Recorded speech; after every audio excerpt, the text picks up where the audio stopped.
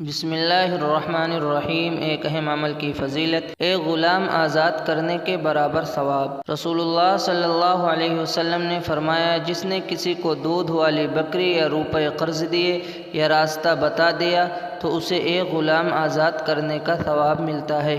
ایک گناہ کے بارے میں سود خور سے جنگ کا اعلان۔ قرآن میں اللہ تعالیٰ فرماتا ہے، اگر تم سود لینے سے باز نہیں آئے تو اللہ اور اس کے رسول کی طرف سے جنگ کا اعلان سن لو، لہذا ہر مسلمان کو سود سے بچنا چاہیے۔ دنیا کے بارے میں نیک اعمال کے بدلے دنیا کی رونق چاہنا۔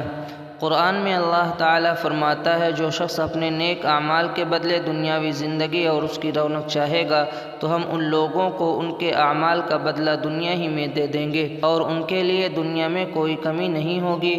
یہی لوگ ہیں جن کے لیے آخرت میں صرف اور صرف جہنم ہے، اور انہوں نے جو کچھ دنیا میں کیا تھا وہ سب آخرت میں بیکار ثابت ہوگا۔ آخرت کے بارے میں اہل جہنم کے جسم کی حالت۔ رسول اللہ صلی اللہ علیہ وسلم نے فرمایا، جہنم میں دوزخیوں کو اتنا موٹا کر دیا جائے گا کہ ان میں سے ہر ایک کافر کے ایک کان کی لو اس کے کندھے کے درمیان 7 سال چلنے کے برابر کا فاصلہ ہوگا۔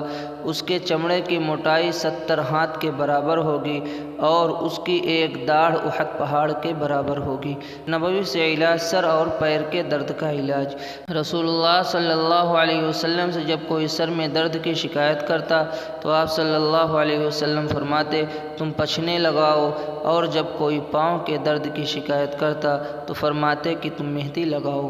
نبی صلی اللہ علیہ وسلم کی نصیحت۔ رسول اللہ صلی اللہ علیہ وسلم نے فرمایا، تم قیامت کے دن اپنے اور اپنے باپ دادا کے نام سے پکارے جاؤ گے، اس لیے نام اچھے رکھا کرو۔